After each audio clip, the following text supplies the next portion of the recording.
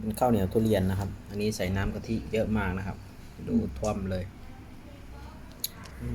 น่าทานมากนี่เป็นหมอนทองครับ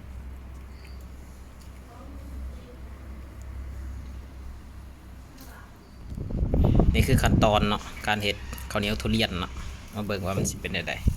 ขึ้นยางมาดนนะแต่บ่ค่อยได้กินเนาะแต่มื้อนี้ปุ๊กินหอมอันนี้เฮาบ่มไว้มื้อนึงเนาะเพราะเฮากินบ่เบิดหวานนี่เหลือจากหวานนี่แหละมื้อนี้เฮามาเฮ็ดข้าวเหนียวทุเรียนต่ออีกเมื่อวานกินแต่ทุเรียนสดๆมามื้อนี้เฮ็ดเป็นข้าวเหนียวทุเรียนเบิ่งว่ามันสิเป็นจังไดสิเริ่มกินมาเบิดนี้เลยครับครับหวานเนาะหวานดี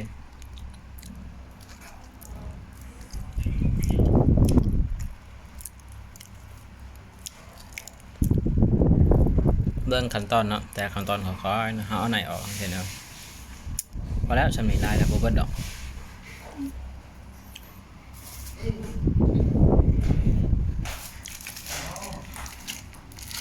เอาไปอุ่นก่อนป่ะเอาไปอุ่นนี่สิเป็นใช่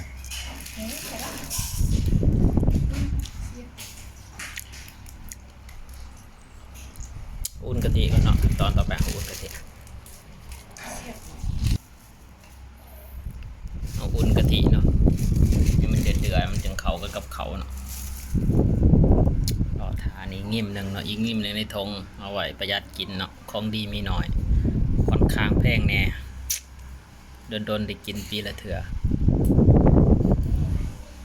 เบิ่งว่าสิแสบกลมๆขนาดใดเจ้าจะให้มันเข้าสิบ่คุณเอาคือเจ้าเห็ดอะไรเจ้าเห็ดอยู่นั่นฮะกระยามันบ่เป็นยัง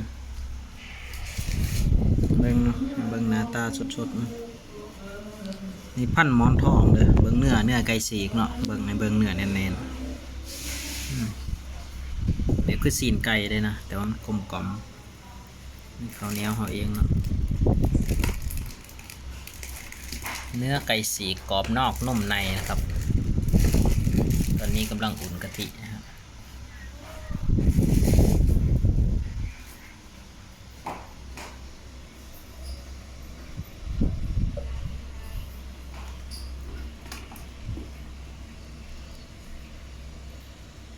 รอทาเบิ่งเนาะ